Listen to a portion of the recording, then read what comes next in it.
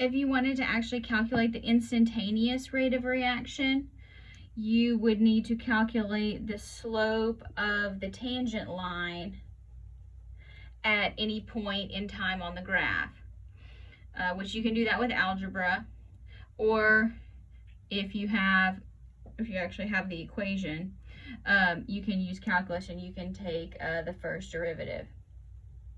We won't be doing that, but here, if we're looking at the time at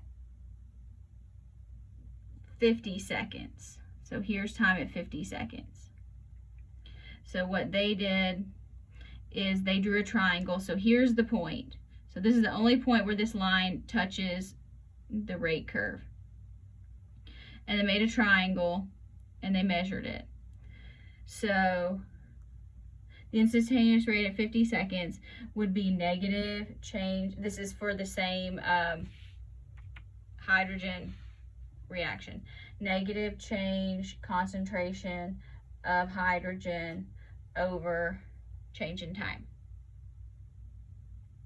So that would be negative of negative 0.28 molar over, and it took 40 seconds in order to make this triangle. So we get on this negative time, we're just going to make that positive. So 0.28, I'm just going to make those positive, divided by 40.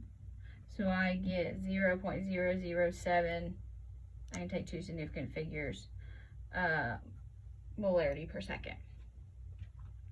Now notice we also have the curve for the product, which is hydroiodic acid. So note here, the reactant is decreasing, the product is increasing. So if you're a visual person, you might like that. So here we have the concentration of the product. So using our reaction, we know that the rate would be positive because it's a product, it's increasing. 1 over the coefficient times the change in the concentration of the product over the change in time. So here they've done the same thing. Here is the only place where this line is touching the curve. It looks like it here, but it's really not. And then they made a triangle to calculate things. So here we have change in concentration of HI, so that's going to be 0.56 molar over 2, and then times 40 seconds. So here we have 0.56 divided by 2 and also divided by 40. Look, it's the same, and that's the point of this exercise. So using the reactant or the product at this exact point in time, we got the same rate, which is what we're supposed to do.